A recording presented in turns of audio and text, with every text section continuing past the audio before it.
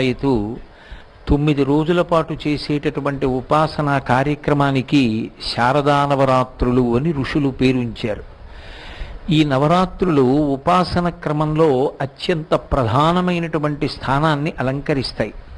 ఉపాసన అనేటటువంటి మాట మనం తరచుగా వాడుతూ ఉంటాం. ఉప అంటే సమీపమునందు అని, ఉపనయనము, ఉపవాసము. ఉప అంటే సమీపమునకు, నయనము అంటే తీసుకుని వెళ్ళుట. గురువుగారి దగ్గరికి వేదాధ్యయనం కోసం శిష్యుణ్ణి తీసుకుని వెళ్ళడానికి కావలసినటువంటి అర్హతని పూర్వాంగమునందు సంతరింపచేయడానికి తండ్రి బిడ్డడికి ఉపనయనం చేసి గాయత్రీ మంత్రోపదేశం చేసి వేదాధ్యయనానికి అధికారం కల్పించి గురువుగారి దగ్గరికి తీసుకెళ్ళేటటువంటి ప్రక్రియకు ఉపనయనమని పేరు. ఉపాసన అంటే ఆసన అంటే కూర్చొనుట, ఉపాసన అంటే దగ్గరగా కూర్చునుట. ఎవరికి దగ్గరగా?